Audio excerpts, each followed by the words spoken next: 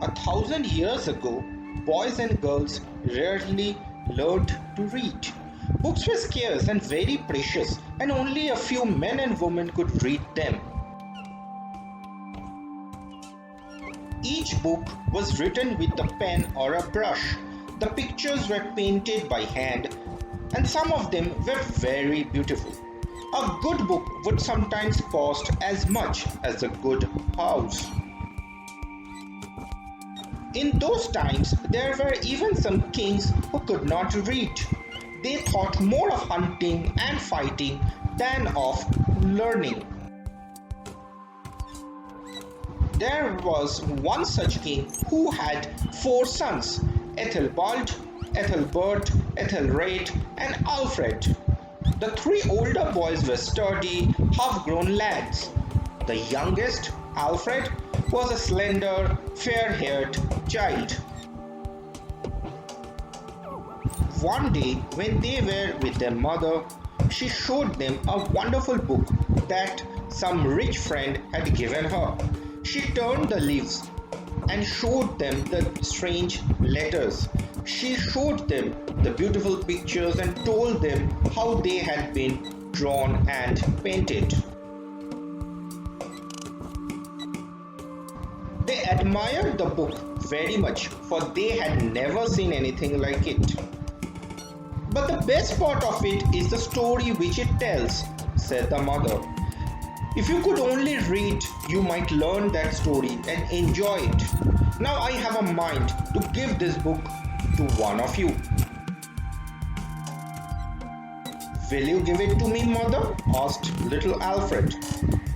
"I will give it to the one who first learns to read it," she answered.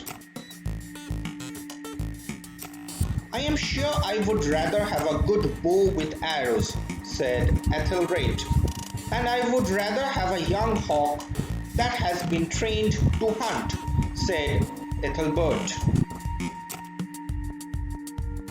"If I were a priest or a monk," said Ethelbert, "then I would learn to read.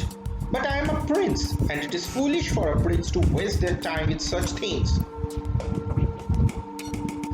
"But I should like to know the story which this book tells," said Alfred.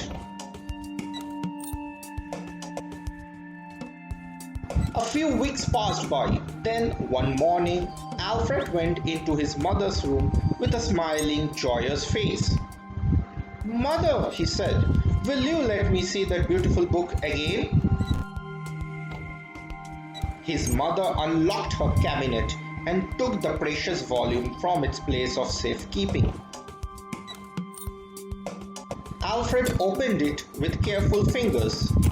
Then he began with the first word on the first page and read the first story aloud without making one mistake.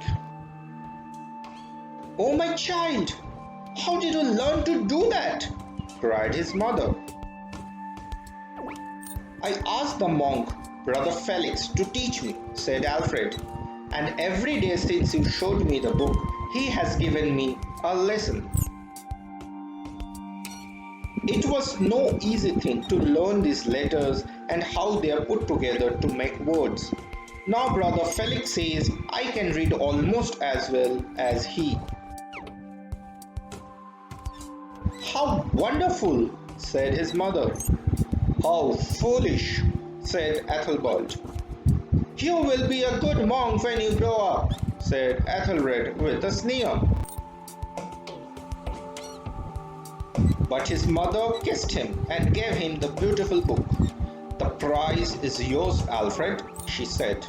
"I am sure that whether you grow up to be a monk or a king, you will be a wise and noble man." And Alfred did grow up to become the wisest and noblest king that England ever had. In history, he is called Alfred the Great.